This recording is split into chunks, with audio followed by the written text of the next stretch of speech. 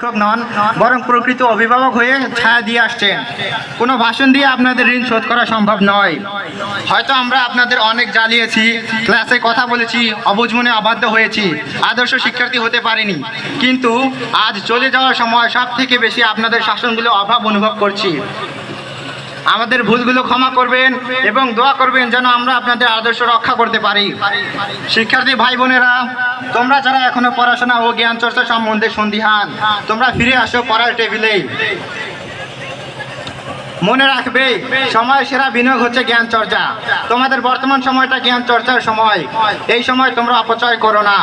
তোমরা তোমাদের আশেপাশে খোঁজ করলে এমন অনেক মানুষ পাবে যারা উপযুক্ত সময় জ্ঞান চর্চা করেনি, এখন তারা তীব্র আফসোস করছে। অনুরূপ আফসোস তোমাদের যেন করতে না হয়, তাই তোমরা সময় অপচয় না করে তা থেকে সর্বোচ্চ মুনাফা লুফে নাও।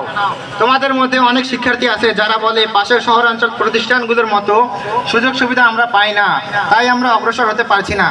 তোমাদের উদ্দেশ্যে বলছি, তোমরা এমন নেতিবাচক ভাবনা থেকে দূরে থাকো, কেননা আমাদের প্রতিষ্ঠানের অধিকাংশ শিক্ষার্থী গরিব পরিবার থেকে উঠে আসছি।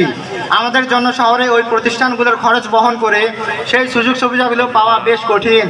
এজন্য আমরা বর্তমানে যে স্থানে অবস্থান করছি সেই স্থানকে পর্যাপ্ত মূল্যায়ন করব এবং নিজেকে আদর্শ ও সুন্দরভাবে উপস্থাপন করব। এক্ষেত্রে শিক্ষকদের সহায়তা শিক্ষার্থীদের আরও উৎসাহিত করবে।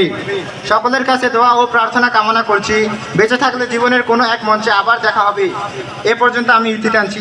অনুরোধ থাকবে ভুল ত্রুটি ক্ষমা সুন্দর দৃষ্টিতে দেখবেন, পর্যবেক্ষণ করবেন। ধন্যবাদ সকলকে।